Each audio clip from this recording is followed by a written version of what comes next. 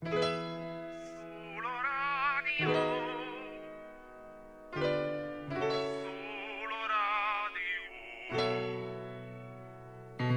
broadcastingnak hívták, s nagyon sok pénzbe került, mikor az első speaker izgatottan a mikrofonhoz ült.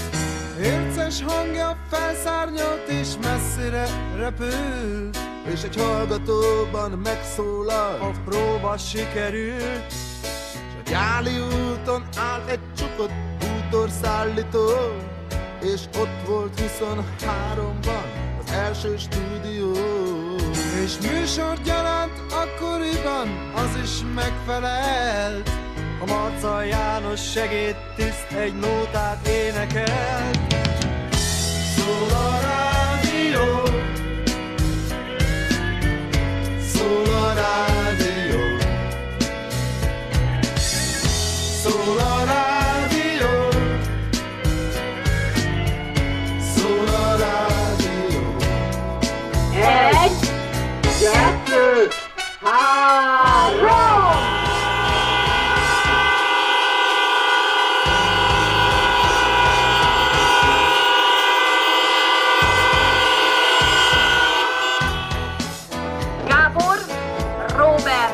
Ferenc 0-2-0. Merre vagy? Szól a rádió,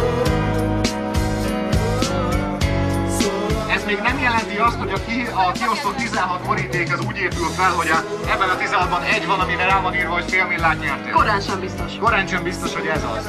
Hogy a sikítson egy marha nagyon. A hatodik is megvan. Mi a Korona ESM 100 vezetékes telefonszáma? 0678 567 662.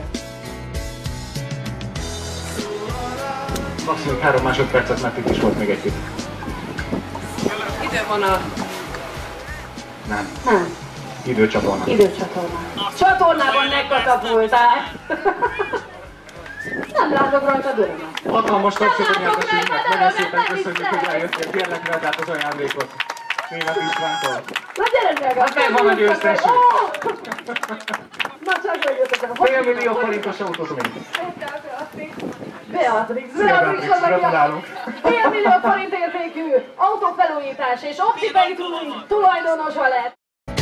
szól a